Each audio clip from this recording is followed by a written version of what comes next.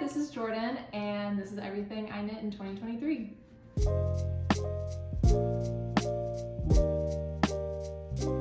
Hi everyone, my name's Jordan. This is going to be my first knitting YouTube video. I got into knitting in 2022 and have just been watching people's videos since while I've been knitting, but I wanted to dip my toes into the videos just kind of like for the start of the new year. So I figured everything I knit in 2023 would be a good place to start.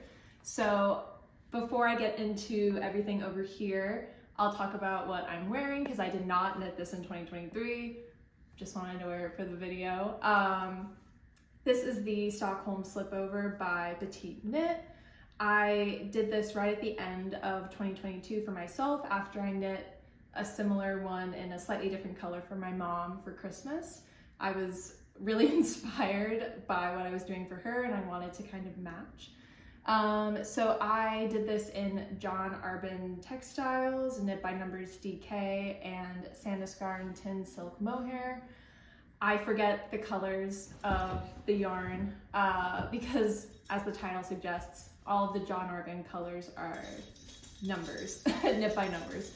But anyway, when we get to it, you'll see I've done another Stockholm Slipover for another family member. So it's becoming quite a trend in my family. But I figured I would do this in sort of chronological order of when I completed the project. Because one of the sweaters in here I started actually at the end of 2022, but then I didn't finish it until just a few months ago. And so I figured we're just gonna start from January of when I completed the things. And so the first completed project I don't actually have it anymore because I gifted it to one of my friends. She commissioned me to make a balaclava, and I will put some photos up either here or here, I think on this side. So I did a balaclava. It was based on Well Loved Knits sort of design for the balaclava. So I just followed her video, which I can put in the description because it's a really great pattern. It's really easy to follow. And I haven't actually watched the video in a while, but I think she has like an I-cord around the face, and I did ribbing instead, just like a 1x1 rib. And so my friend had requested sort of a color block scheme. And after having worked with the Knit by Numbers DK, I really liked that fiber. I think, and let me see, I'll pull my notes up from Ravelry. Yeah, it's 50% Merino, 50% Blue Face Leicester. It's a really soft, beautiful yarn, and she gave me sort of a fall, autumnal almost inspired color palette, very warm, earthy colors, and I just decided to choose 4 different ones that I liked from those. So one for sort of like the top panel, one for the side, and then one for the neck, and then and then another one for the ribbing around the face. So the top and the side were done in garter stitch, and then like I said before, the ribbing around the face is just 1x1 rib. The neck is also 1x1. And yeah, I don't have a ton to say about the project other than it's a really great, easy balaclava pattern if you're looking for one and you want a free one. It's really easy to modify it, and pretty much you just follow the dimensions of your head or the head of whoever you are knitting it for. So yeah, again, I'll put some pictures up, but that was my first completed project. And my second one, which wasn't done until a few months later in I think March, okay. Because I guess I was working on some other projects at the same time, which I'll get to later, but my second completed project was this little tank top. This is the Pop Top by Josefine Dyring Knitwear. So with this one, this has a little story because I actually knit this pattern last summer, so like summer of 2022 when I was first getting into knitting, and I did not know how needle sizes really worked or why gauge was important. And so I went to one of my local yarn stores and found some yarn that I really liked. I thought that I was going by the pattern in terms of what yarn size I needed.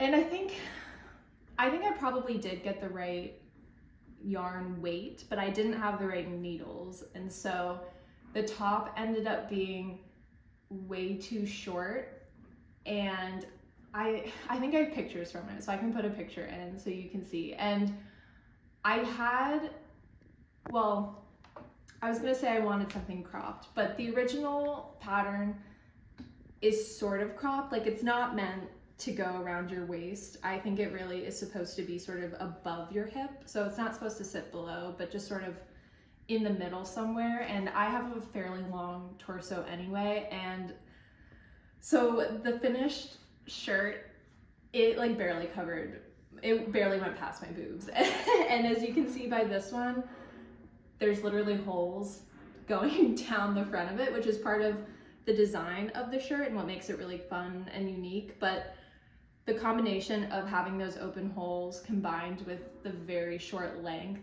meant that I basically like didn't wear it after I did it. And I knew I wanted to redo it so that I could actually enjoy wearing it. And so this year, once it got to be around springtime, I figured might as well try it again now that I know a little bit more about the importance of gauge, and I had a few more needle sizes, because I think this calls for a 6mm needle, and I had originally used I think a 4mm, so obviously very different. And so I went back to another yarn store here, got new yarn because I didn't feel like unraveling the other one, and I redid it, and it fits a lot better. It fits as it's supposed to now. And I forget the yarn I used. So, okay, Berroco Meraki. It is 71% cotton, 24% hemp, and 5% polyester. So it's a really nice breathable yarn. Honestly, and as you can see by the sort of marled effect, you hold two strands together, and so I decided to do two slightly different colors. And honestly, it's almost a little too loose of a gauge, where sometimes I am slightly worried that something might be showing. I don't think you can ever see anything underneath it, just because this is not bra friendly, so you could not wear a bra with this. But the yarn that I use, I mean, like, you can maybe even see how it is slightly holy here, but I do like it. I did wear it a number of times over the summer. My dog decided to choose bone, and then he wants to come into the video now, so he'll just be hanging out here maybe. But what I was starting to say before was I don't actually remember which size I made it in. Unfortunately, there are only two sizes for this pattern, so not size inclusive, but I think I made size 1. Yeah, I guess I don't have much else to say about the sizing. There's not really a lot to say there. The other thing that is slightly different from the original pattern is sort of this edge that I've done around the neckline, the little holes, and I did not do the bottom. But in the pattern, I think she has a single crochet sort of chain or something. I'm not a crocheter. I don't know a lot about crochet terminology, and I didn't want to buy a crochet hook just to do this. And so this is just I always forget the name of this as well. I think it's a blanket stitch. Yeah, I think it's blanket stitch. And so I just used a tapestry needle with this and just went around the edges to do a little fun detail. And then otherwise I think that's all I have to say about this. After having done this pattern pretty much 2 times last year when I was trying to figure out the right sizing, I flew through this one, especially because it was on 6mm needles. It went pretty fast. So like, I think I only did this in, like under a week, according to my Ravelry. So this was fun. If the sizing works for you, I would recommend it. It probably could be modified. You would just have to add more stitches. But anyway, that is the Pop Top. I'm calling it Pop Top 2.0. And yeah, so move on to the next one then. So the next project I made, I also don't have either, because it was also a gift. I did the Sophie shawl by PetiteKnit in some yarn that was gifted to me by one of my friends who had wanted to get into knitting and just, it didn't work out for her. So she kindly gifted me the Wool Gang yarn that she had purchased for, I don't know what, but it was part of like one of their kits, I think. And so, oh my gosh, my dog is playing off in the background. So I used the Wool Gang Feeling Good yarn, which is 70% alpaca, 23% nylon, and 7% merino. It's bulky weight, and this is, I think, this was maybe the 3rd time that I used this yarn. I had used it for a few other projects I did in 2022, and I honestly don't love it. I don't know what exactly about it. Like, it's so soft, obviously, because of the alpaca, and it's very fluffy. And honestly, maybe that's what I don't like about it. It shed so much as I was knitting with it, and it felt like when it got tangled, it was really hard to untangle. Just something about knitting with it I don't like. And I'm sort of conflicted on what to do, because I have a few skeins of it left, and also they're not really in colors that I love either. Because as you can see, I sort of have like a color palette that I go to, and so these colors are pink and, well, the one that I used in the Sophie shawl, as you can see from the picture, is bright red, which I do not like for myself. But since I was knitting this for a family friend, I figured this would be a great time to use it, because this was like a surprise gift for her, so I don't think she would have minded the red. The pattern itself I did like I said, I did the shawl, so it was bigger, and I did it in the size 2 because I wanted it to be sort of like a wrap that she could wear. So I had started using only the color red, and I did not check in detail, I would say. I did not check in detail what yarn PetiteKnit recommended for this pattern or the exact gauge, because I figured, oh, it's just gonna be like a shawl. It looks like I have a lot of this Feeling Good yarn. It'll be fine. Lo and behold, it was not fine. Once I got probably halfway, and I was like, okay, time to decrease, I looked at the amount of red yarn I had left and knew I was not gonna have enough. And so luckily, like I said before, I did have multiple skeins of this yarn. They were in different colors, and so I picked this sort of salmony pink that I was like, okay, this looks like it could pair well with this super vibrant red.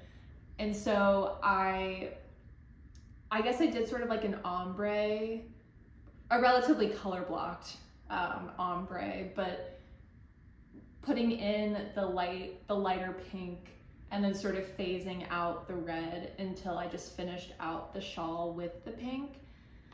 And ultimately, I think it ended up working out. I think it looks intentional the way that I decreased the red and increased the pink. And I'm pretty happy with how it turned out. Again, these colors definitely would not have been for me, but they were for a friend, family friend, and I think she really liked it. So yeah, I think that's all I have to say about the Sophie shawl. People know about it. People talked a lot about it in other podcasts, I'm sure, so there's that one. Okay, let's see, next. Oh,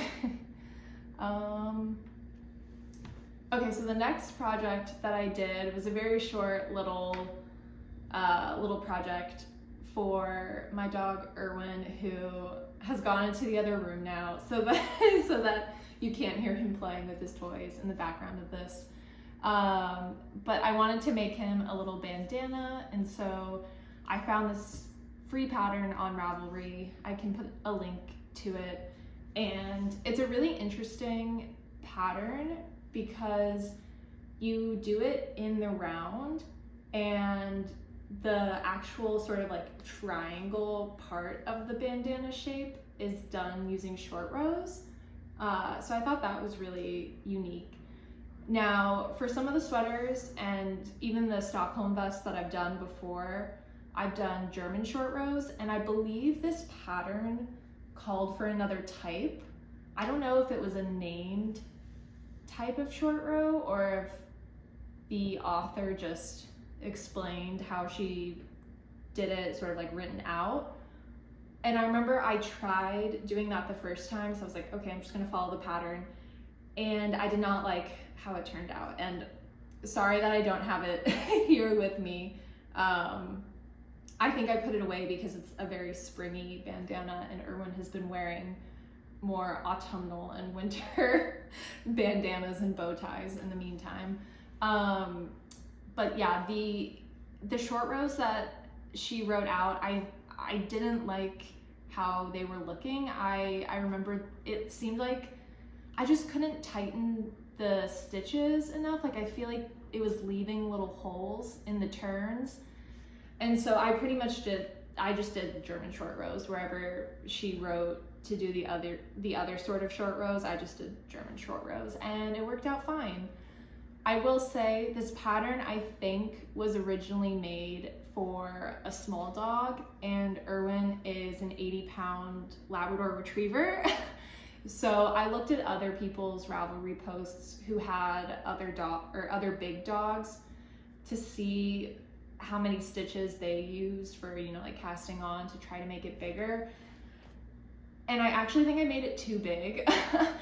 I mean, obviously it fits over his head, but I think I was so worried about making sure that it was big enough to fit over his head that once it's around his neck, it sort of gapes and it doesn't hug his neck, which I just don't really like. I mean, he does not care, obviously, but I think at some point I would like to make a new one for him, just because I would like to have a little hand knit bandana for him. And I did like the pattern. I thought it was cool, and it was really fast to knit up, but I'm probably gonna have to go back and figure out a better number of stitches for it.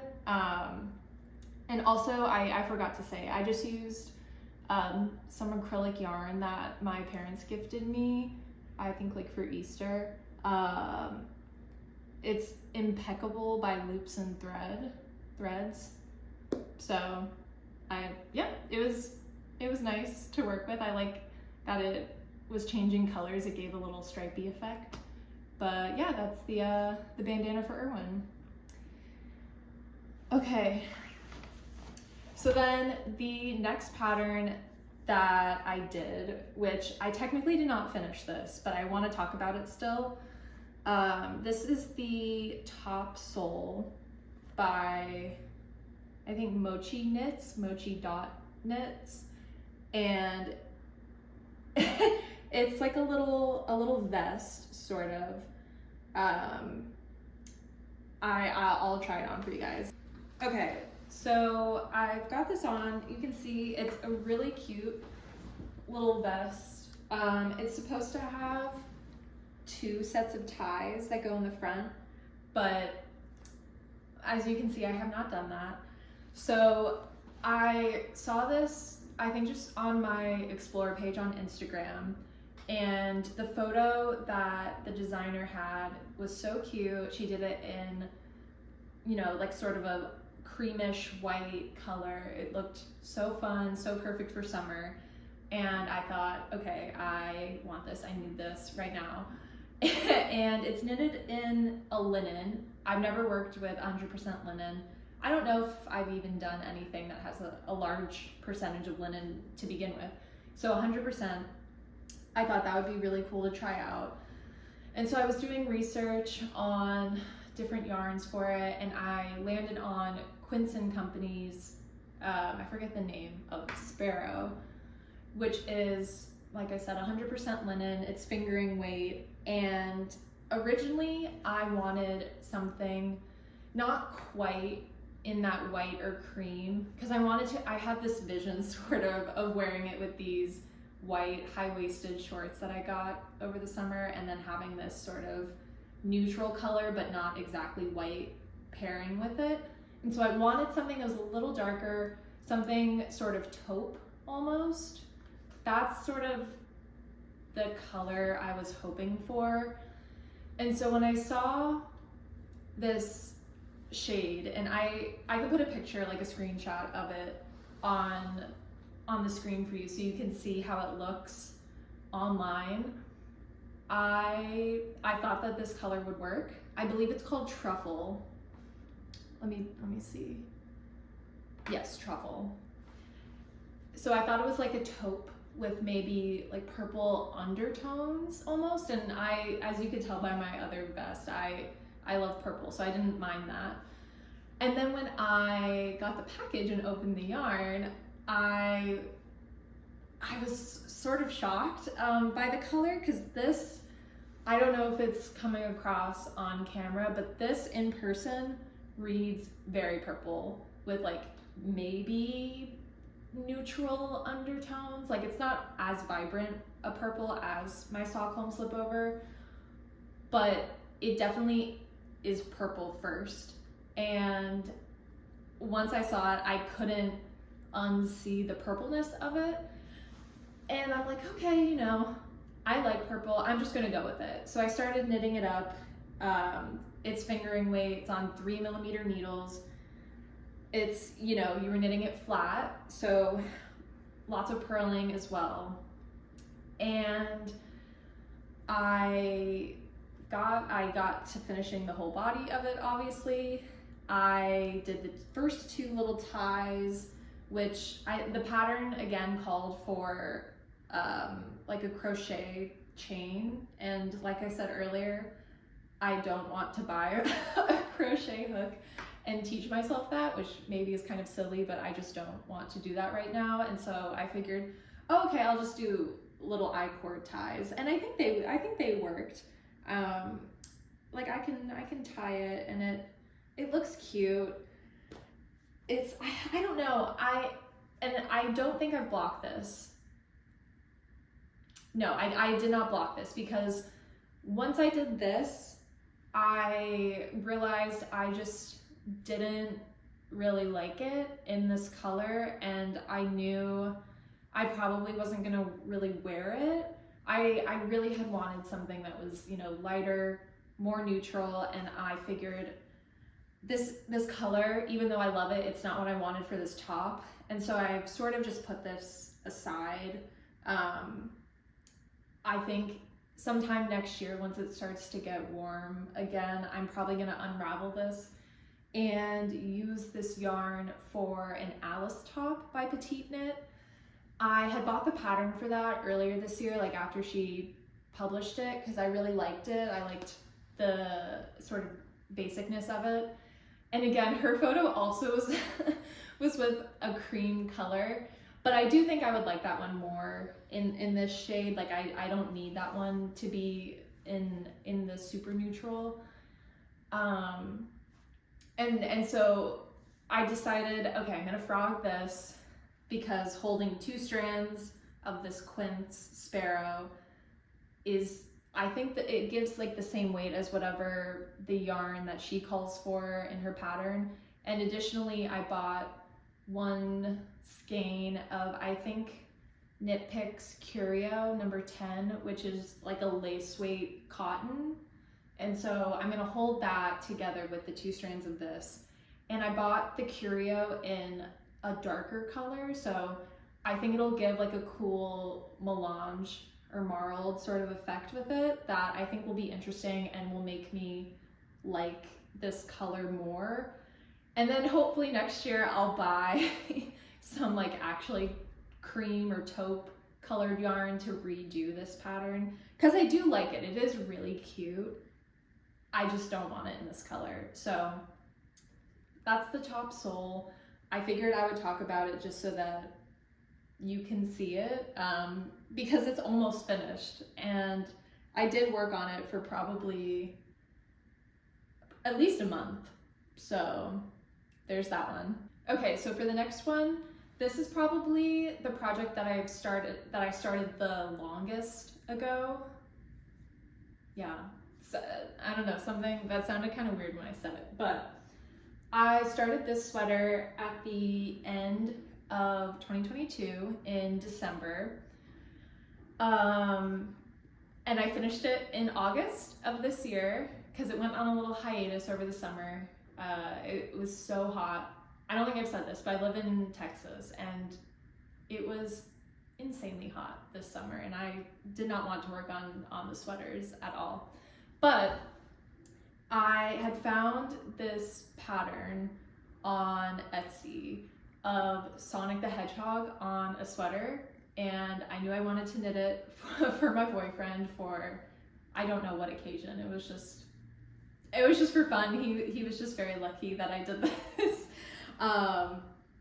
So here's the sweater. I am very happy with the finished result. It was probably my most challenging sweater that I knit this past year because of the actual Sonic part. So I found this pattern on Etsy, and it was from, I don't know, like a magazine or newspaper, probably not a newspaper, a magazine from, I think, the UK, from probably the 80s or 90s, I would think. And if you've ever knitted something from a magazine or even from a book, but especially an older magazine, you probably know it's not the same as as buying a pattern that's written now. They do not give you as much information. It's not as in-depth. And so I didn't love the actual construction of this sweater. It's knit bottom up, which wouldn't normally have been like as big of an issue, but I've found now that since it's been finished, and even after blocked, when my boyfriend wears it, it fits him, but I do wish that there were maybe 2 or so extra inches of length just to make it a little longer, especially in the back, because there's no short row shaping in the back, and because of that, you know, it sits higher on the back of your neck, so especially in the back it's a little shorter. And because it's bottom up, you know, I cast the ribbing on first, and it's knit flat because I have, you know, you have to do the color work of the Sonic figure. And so I'm sort of in a pickle right now of, I don't know how to go about adding length to it. I've looked into different videos for techniques of how to add length, and I've done it for other projects, but those projects have been top down where it's a lot easier to do this. And so with this one, I just don't know exactly what what I should do because it seamed up on the side. So even if I could get this ribbing off at the bottom, I still don't know how to deal with the seamed sides. But anyway, that can be a future issue. I'll talk more about the actual sweater. So I said this was probably my most challenging because all of this color was so difficult for me. I had done one little tank top using Intarsia last summer. Actually, it was one of the first projects I did after I learned how to knit, was doing this little sort of like wave top with 2 different colors, and so you did Intarsia to create the wave, and so I was familiar with how to do that, but because of how many different color changes there were in this, of, you know, doing this little black outline all around the actual figure and then changing sometimes 3 different, or sometimes even 4 different colors within one row of doing the black and then brown and then maybe white again if there's like a little space in between his arm, and then the blue of his body. I thought, oh, maybe this should be like a stranded color work situation where I'm just carrying the color over, because that made more sense to me. Like when I did, I don't know, can you see?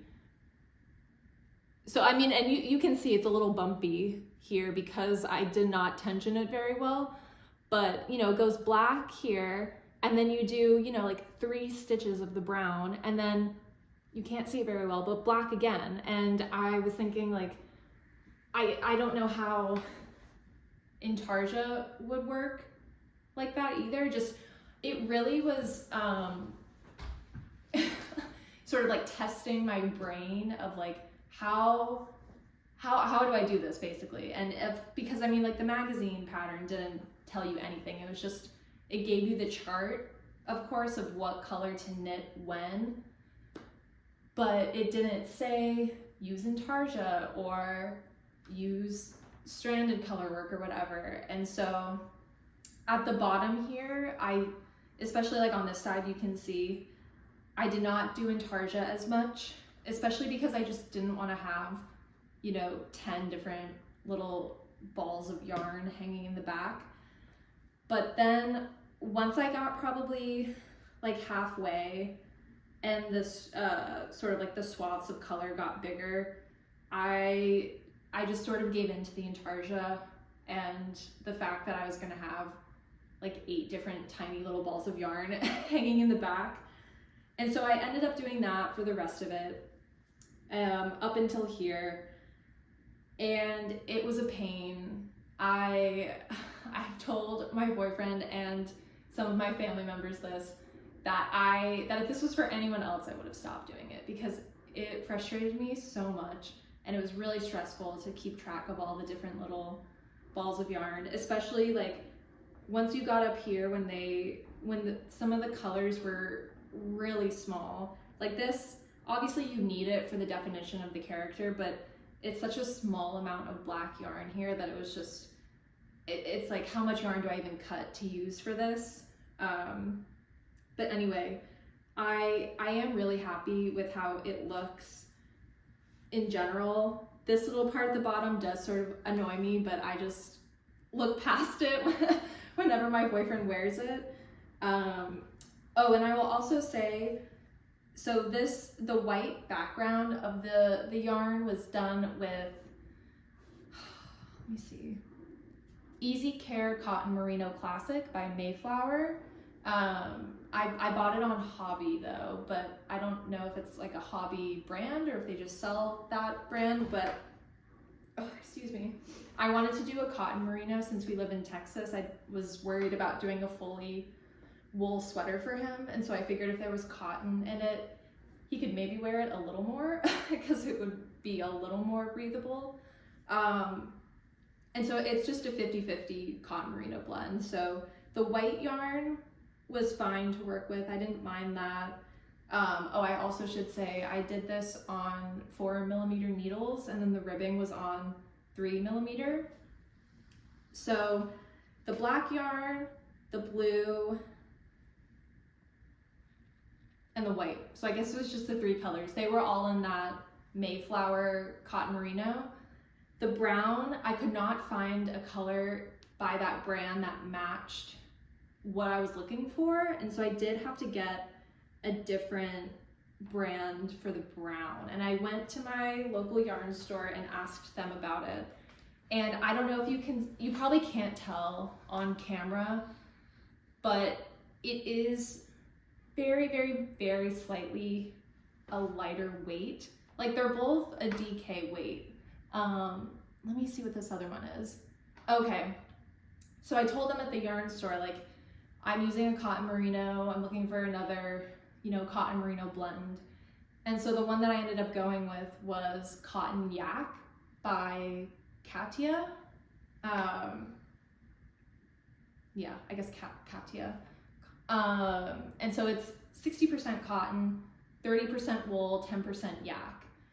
Now it is 50 grams for 140 yards, and this other cotton merino is 50 grams for 109 yards. So you can see it is a little different, and I don't know if I guess maybe I didn't know the exact measurement or like yardage of the cotton merino, and so I was like, it's probably fine. It's probably fine. And it really is not like that much brown. Like obviously the white or the cream is the main color, but knitting the brown when I was doing intarsia with the other ones, like it was just, the difference was so noticeable, and that also was really frustrating. And I think because it was a little thinner, and I guess it had like a little, 10% more cotton.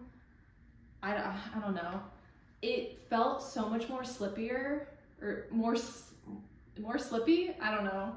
It felt slippier than the other ones, and it also was very frustrating to have to knit with.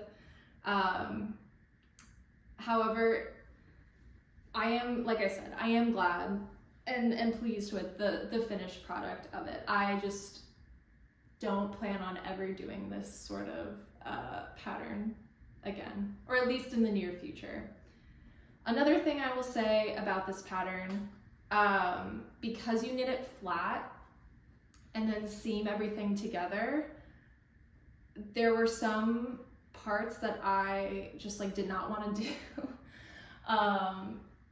So the pattern said to knit the sleeves flat, so like you would just knit like the, I don't know, the sort of like rectangle-ish, and then decrease for the cuff. Or honestly, they might have even said to start with the cuff and then you increase, which I just, after doing the whole front panel with the Sonic and then doing this whole huge back panel of just literally like a rectangle of stockinette, because again, there's not even short row shapings up here, I really did not want to keep knitting flat. And so I seamed up the sides and the shoulder seams of the front and back panels. And then I think I just picked up the stitches for the neck. And this is just like a 1x1 ribbed neck. It's not folded or anything. And then I picked up the stitches and sort of tried to reverse engineer the math for how many stitches I should pick up based on what the pattern's increase rate was. And so I feel like there were so many parts of the sweater that I'm like, and this happened. But because I was sort of going backwards and working from the top where they didn't tell me the specific number of stitches I was supposed to end up with, originally I cast on too many. I don't remember how many stitches I cast on for the sleeve, but you know, even though this is a men's sweater, the sleeve was just so baggy. Like it looked very silly in my opinion. And then I sort of just did a decrease rate that I thought made sense, like sort of following what I guess the opposite of the increased rate would have been as written in the pattern, but when I first did it, it looked too, I don't even want to call it balloon, because it was sort of just really baggy here, and then it decreased too fast like here, and it just looked very strange. And because I cast on so many stitches, I realized I was going to run out of yarn for the second sleeve. So I had to go back to my local yarn store again and find yarn there, because this white color was sold out on Hobby, and I had no idea when it was going to be restocked, and I didn't want to wait. I just wanted to finish it. So I found another yarn, which luckily this time this was a better match, I think. This was Tosh Woolen Cotton by madelinetosh. So this is a 50-50 cotton merino blend. It came in a 100-gram hank and has 219 yards. So yeah, so a lot more similar to the other, the Hobby or the Mayflower cotton merino. And so pretty much what I did was before I even redid the other sleeve, I was like, you know what, I'm just gonna start the second. I'm just gonna pick up however many stitches feels right and just go with that, but keep track of that number. And so I knit the second sleeve, I think pretty much completely in the madelinetosh yarn, and it looked a lot better. It was not as baggy here, because I guess I ended up picking up fewer stitches. And so after I finished it and I was looking, and I'm like, you can tell the difference between the sleeves. There's like a very, very, very slight color difference between the yarn, which I don't know if you would be able to see on camera, and you can barely see it in person. Even I just know it because I knit it, but I knew I had to redo the other sleeve. And so I redid the other one, and because I picked up fewer stitches, I had enough yarn. So that was great. I was really worried that I would run out again, and luckily I did not. And I even had enough to go back and redo the neckline, because I think before this current one, I think I followed the pattern for how many rows of ribbing to do, and it looked okay. It just wasn't as high of a neckline as my boyfriend likes, and so I figured since I had extra yarn, I might as well go back and change that as well.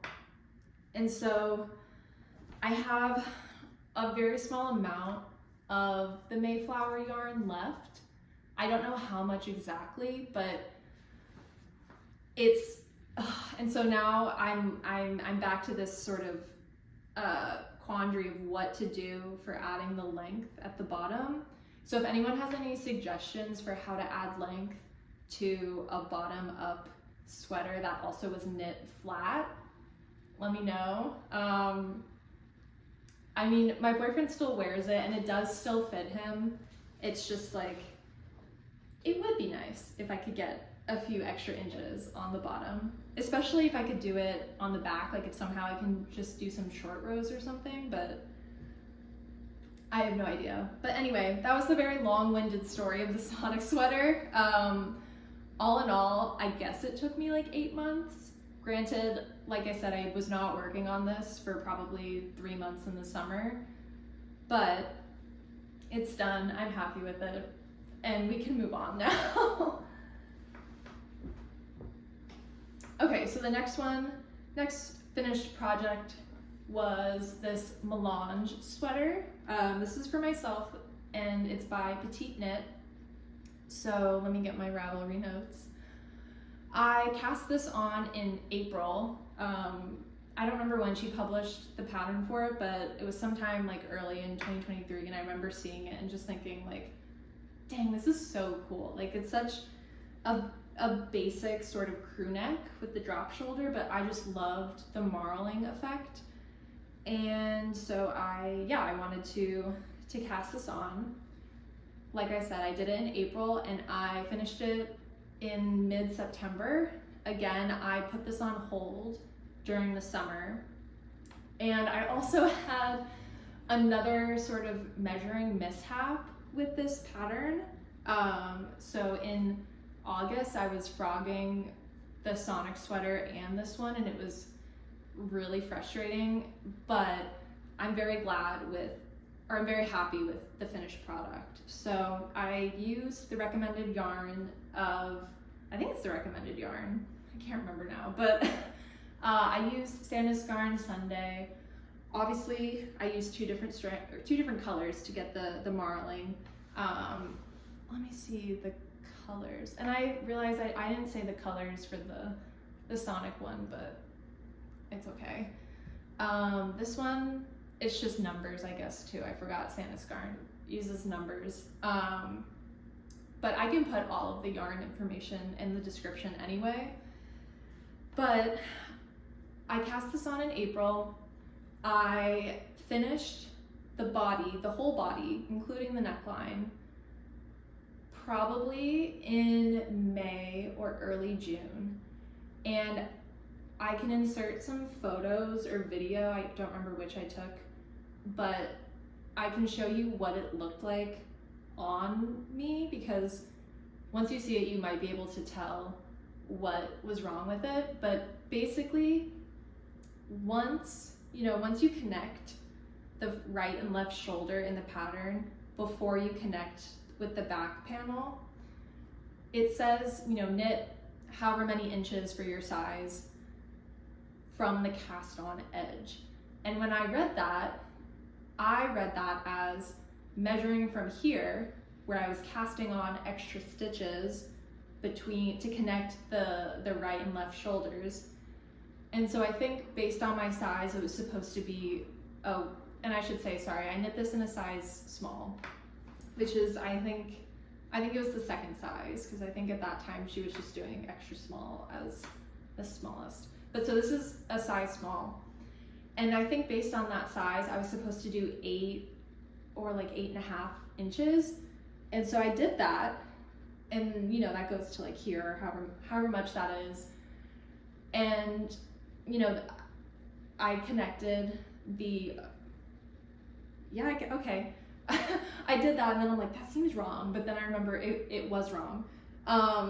So I did that, and then I connected the back panel, and when I did that, I was like, oh, that looks weird, but I don't know, maybe she's accounting for the bust. I don't know. I'm just gonna go with it, whatever. So I continue to, knit the body in the round stockinette. I did the ribbing, and when I tried it on, I was like, it just does not look right. It doesn't feel right, because there's German short rows in the back, but the front was longer. There was so much extra fabric here, and I was like, I don't know what happened. Like, this is so weird. I don't get it. And I was looking on Ravelry, I was looking at other people's posts, other comments and whatnot, and I think there were a few other people who also commented that they did something similar, where basically you're supposed to measure from the back seam of where you cast on new stitches for either the right or the left shoulder from the back one, and then you measure that so that it ends up, working out to be the same size or the same length to where you're going to join under the arm. But other people had also sort of just misread that, and I don't think that's a fault of the pattern, because I mean, you are casting on stitches there, and technically you're casting on stitches there, using like the backwards loop method or whatever. But because of that, I had, I don't know, probably 3, if not 4 extra inches of length in the front, which is why it fit so weirdly and why there was so much fabric like right here. And so I was debating on what to do with it. It's like, do I really want to frog the whole body and go back to before I even joined under the arm. And for the sleeves, you pick up the stitches that include the ones that are under the arm. And so I knew if I had continued with the pattern and did the sleeves, that basically I would have had to then rip out the whole sleeve if I ever wanted to fix that. And so I just bit the bullet and I frogged the whole thing up to before I joined under the arm. And then I redid the whole body and then did the sleeves. But I'm really glad that I did that, because I know I wouldn't have worn it otherwise.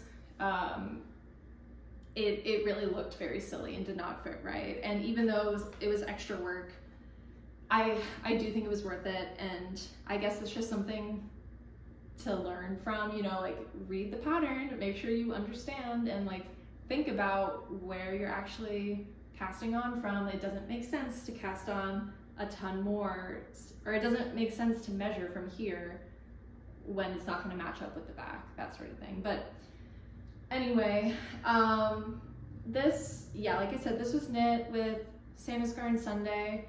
I've been enjoying wearing this sweater so far. It's 100% merino, so it's very soft. It's really nice. I believe, let me see my notes. Oh, okay. I didn't leave a note for how much yarn I actually used, but I believe I have extra yarn left over, and for the next, for some of the other sweaters that I have, that will be a recurring theme. I did get gauge on this pattern, but I just have extra yarn. And I do think I might have knit it a little bit shorter than the pattern called for, but yeah, I did have extra yarn left over. So with that, I'm gonna move on to the next one, which is my Storm sweater, also by PetiteKnit. And this one, I started it again in September. It was like, I guess I cast it on right before I finished the Mélange sweater. And this one, I finished in pretty much 6 weeks. I was working on this pretty monogamously, and it was knitting up, as other people have said, knitting up so fast, because all the pattern and texture is so fun to work on. This was my first real textured, textured knit that I've done. I've not done any sort of like cabling yet, and that's sort of just because I haven't found a pattern that I really want to do. But so I thought this might be a good stepping stone into the world of textured knits before just jumping straight into cabling. And for this sweater, I did, again, the size small, and I used Knit Picks wool of the Andes worsted, in the color Crane Heather. And I know for this one, the recommended yarn is Sandnes Garn Pure Gint.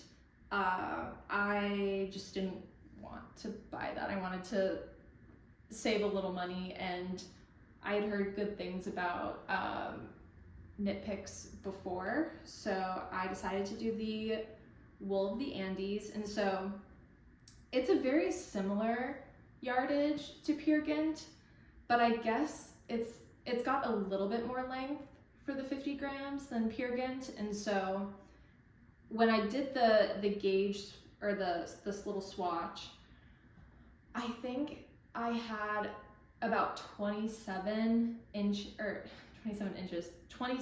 stitches per 4 inches, and I think the gauge was supposed to be 20, and so that was on the 4mm needle. So I was like, oh boy, let me go up to a 5 and see how that works. So I did it in the 5mm needles, and I did get 20 stitches, but it just looked like it would have been too loose. And considering this is 100% wool, I wanted it to be like a relatively tight gauge, and I wanted it to be warm. I didn't really want it to be loose, especially with all the texture. And so I was like, okay, I'll go in the middle of 4.5. And with that one, I think it was still about 23 stitches per 4 inches, but I was like, I'm just gonna go with this. This sweater is supposed to be really oversized, and it is oversized on me. So like my size was supposed to be a small, and even with the slight gauge difference of the yarn, I figured I'm just gonna stick with the small. I think it'll be okay. Now, once I got to probably like around here, pre-blocking of course, I was sort of worried that it wasn't going to be big enough, or obviously it would have fit me still, but I was just worried it wasn't going to be as oversized as I wanted. And I actually considered frogging it and redoing it in the size medium. But I'd heard from other people's either videos or Ravelry posts, like the texture, it really blooms and grows after blocking. And so I figured I'm just gonna go with it. I'm gonna trust the process and continue knitting the size small. And so I did that.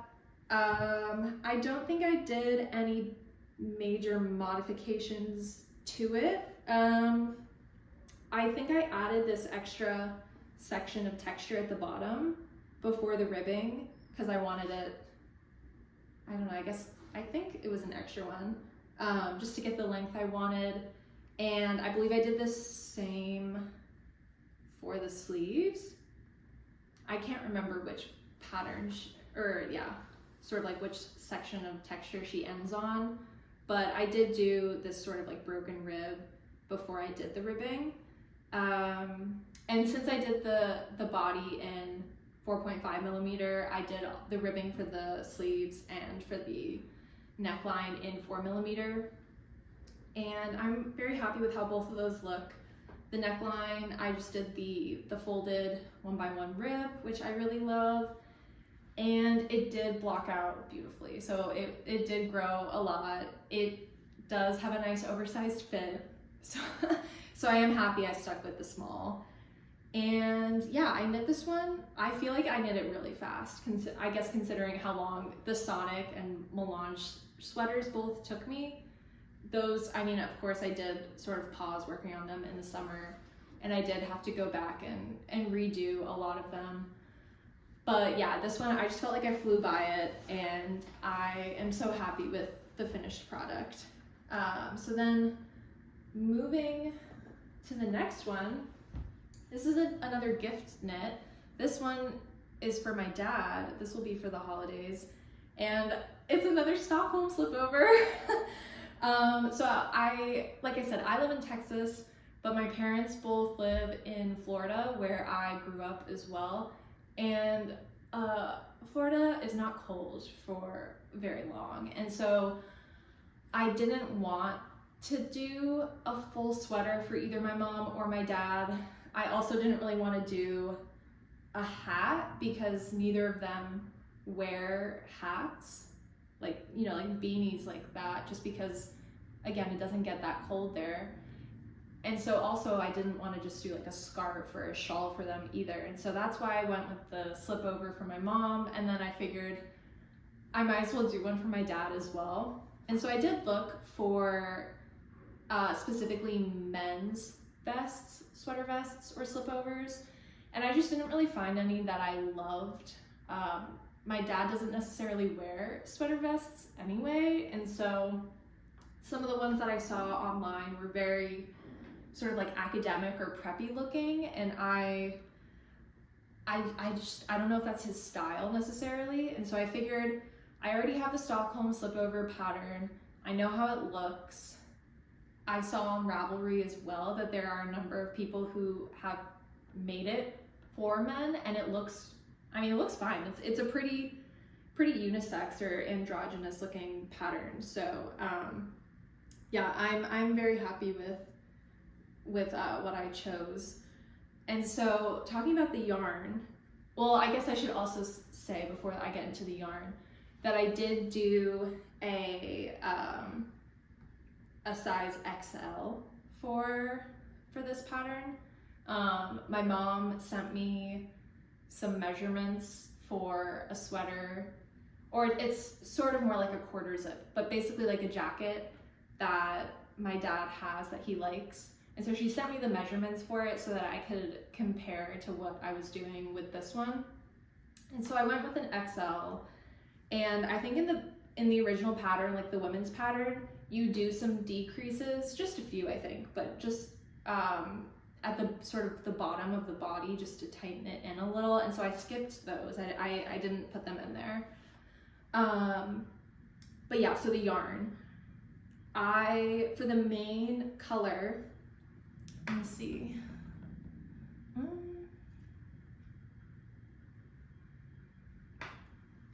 Okay, so for the main color, I chose Scout by Kelborn Woolens in the color, I always forget the color names, Navy Heather. So I had this idea of doing either like a heathered, like a dark neutral sort of heather, or tweed for my dad, because I figured maybe that would make it like a little bit more masculine. And I didn't find any tweed that I super loved, but when I went to one of my local yarn stores during a little yarn crawl that the region was having, they were doing a special on Kelborn Woolens, and so I figured, oh, I might as well try out this yarn if it is nice and on sale.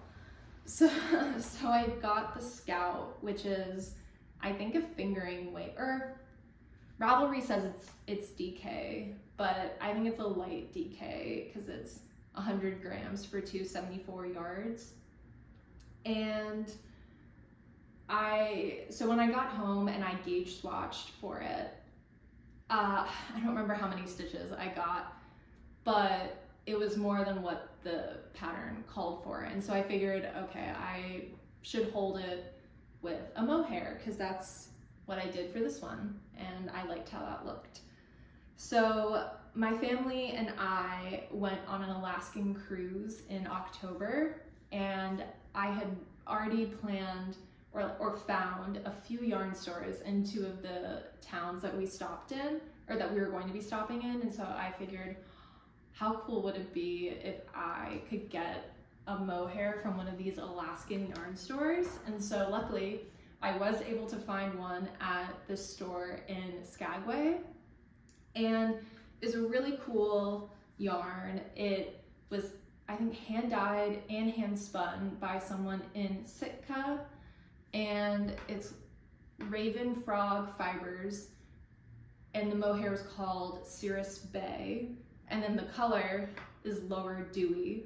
So I can put a picture of the actual hank of mohair because it was so beautiful. It was such a nice mix of darker and lighter blues that just gave so much dimension to this already heathered yarn, and I really like how it turned out.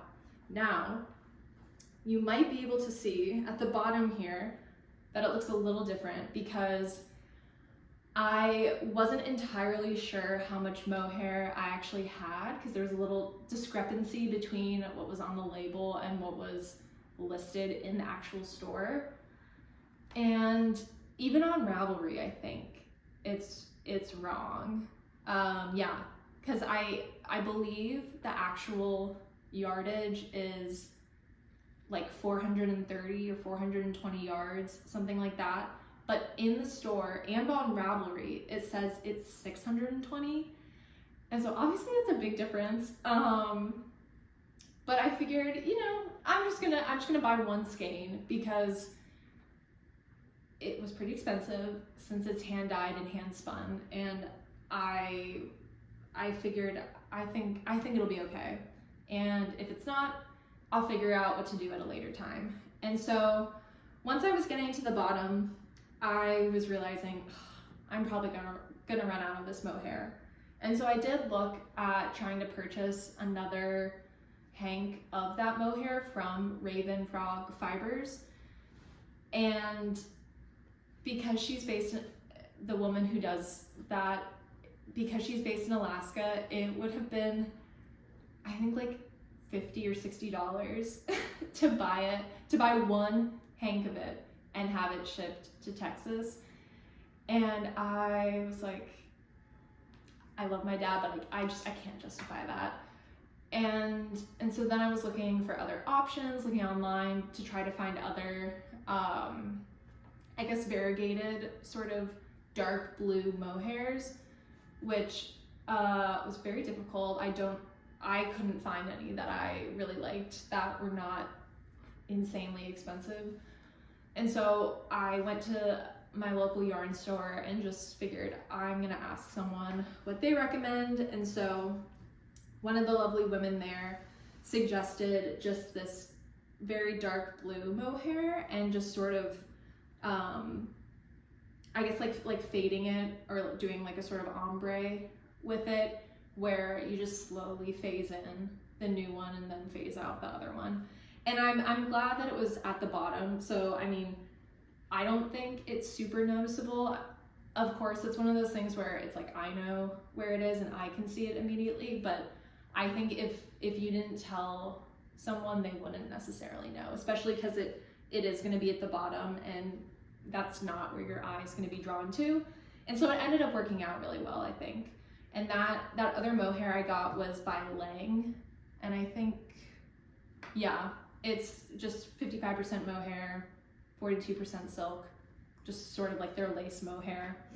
And then for the ribbing around the armholes, the neck, and the bottom, even though I think I would have had enough of the new Lang mohair, I just did the Scout. And I think it turned out really cool. I don't know if you can tell on camera at all, but in person I can really see the difference between the fuzzy mohair main body section and then the neckline, and you can really see all the different colors of the heathering of the Scout, which is really cool. So I am really happy with how this came out. I think it's really cool. I'm very excited to give it to my dad.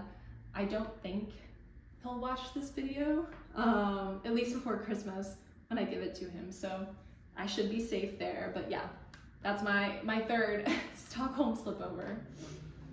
Okay, we're on to the last finished object for 2023.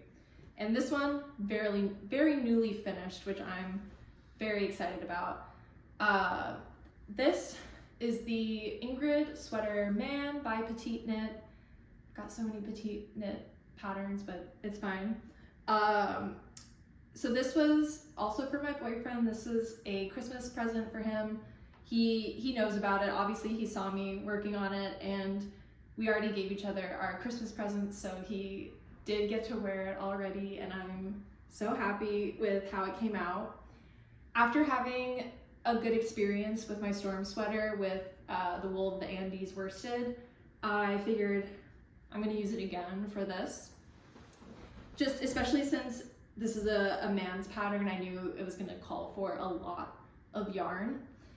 And so I wanted to find like a relatively affordable yarn to use. And I think I got that when Knit Picks was having a sale.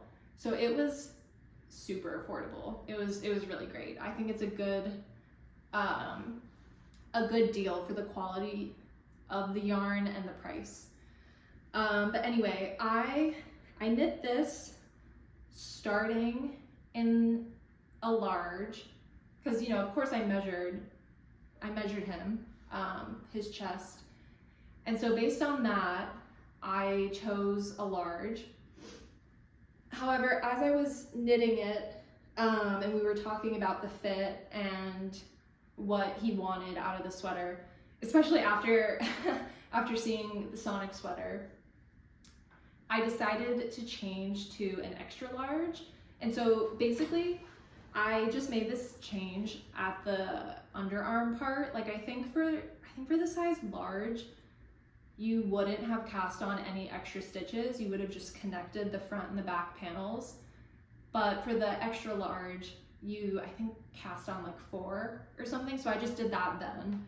And then pretty much and then I think there was like a slight adjustment that I had to make with the 2x2 rib here, but it was pretty easy. But basically for the rest of the body, I just followed the extra large chart.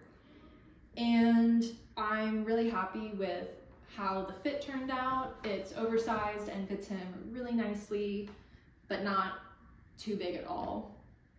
So when I was looking into this pattern and watching other people's podcasts where they talked about it, or reading other Ravelry posts, I had heard that there were some challenges with the decreasing in the sleeves, especially when it came to this like mock cable, or like the cross section, the X's. And with the storm sweater, because obviously that, you know, has the sections of pattern or of texture, on the sleeves, you pretty much decrease whenever you do these little purl sort of dividing rows. And I thought that worked pretty well. There, with this, I don't know what you would call it, with this sort of diagonals section, they did sort of not match up. Like, I think, I forgot to mention this when I was talking about the actual storm sweater, but, and I don't think this was like a fault of me. I think this was in the pattern, and I don't know if you can even tell, but where the seam was, like where the rounds started, the diagonals did not exactly match up, but when you wear it, you really can't tell, and so it doesn't bother me. But because I had just done this sweater and done the decreases on the purl rows, I figured I'm just gonna try to do that on the Ingrid sweater. And you know, the mock cable section is really the only place where well, I guess let me just continue. The mock cable part is really the only section where the number of stitches is really important, because it's pretty much like an 8-stitch repeat if you want to get that mock cable look with the X's lining up and everything. And so I think when you reached this section, there were supposed to be 72 stitches.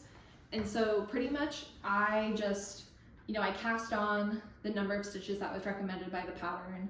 And actually on one of the sleeves, I think I cast on too many, and I was too lazy to go back and redo it, and just thought, okay, I'm just gonna do more decreases. But I mapped it out on the chart to just say like, oh, okay, on this purl row, I need to decrease here, and then I'm gonna decrease here again, and then so I spaced the decreases out according to the purl rows, but also making sure that I got to 72 stitches for the cross, so that I would make sure that I didn't run into any place where they didn't line up. So that was like the main modification I did for the sleeves. I also, this isn't like a huge thing either, but I added two extra rows on the 2x2 rib, and then 2 extra rows on the little 1x1 cuff before I did the double knitting and the tubular bind off. And that's pretty much just because I wanted to make sure the sleeves were long enough. I mean, that doesn't really add that much length. I just felt like doing it. But yeah, otherwise I followed the pattern pretty much as it was written.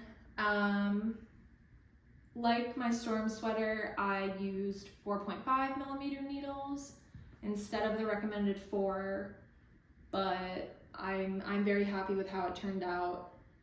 It blocked out so nice, because when you first do it, or when you first knit it before blocking, obviously this 2x2 rib is really scrunched in and it looks kind of silly, and then when you block it, it just loosens up and it looks so nice. And so yeah, I'm really happy with how this one turned out. I love the color. It's amazing. It is slightly heathered. I don't know if you can really tell, but there's like little bits of lighter green and then even black actually. And so it looks really beautiful, especially with all the texture on it. So yeah, this is my last finished knit of 2023.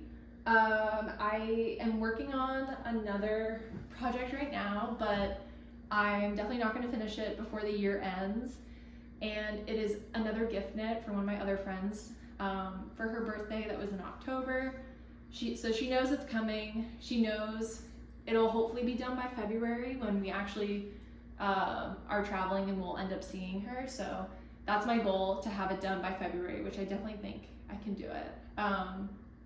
And so, yeah, one thing that I want to do going into the new year in 2024 is to keep doing videos. I love watching other podcasters while I knit, as a lot of people do, obviously. And I also just want to create videos for it. I think it's really fun to talk about what you're working on, and it's also a good way to document it and a good reflection.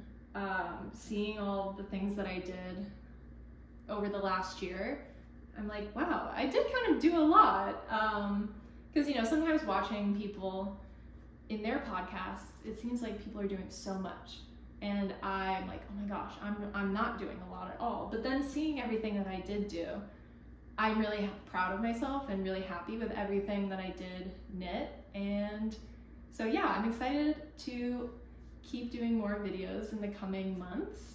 I don't know how often I'll do a video. Maybe I'll try to start out with like once a month.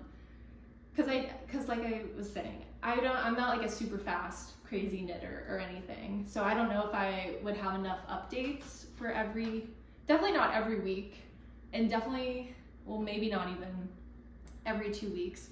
So maybe I'll start off with like a month, every month I'll try, and we'll see how that goes. So yeah, thank you so much for watching. I would love for you all to stick around and see what I do in 2024. So yeah, have a great rest of the year and happy knitting. Bye.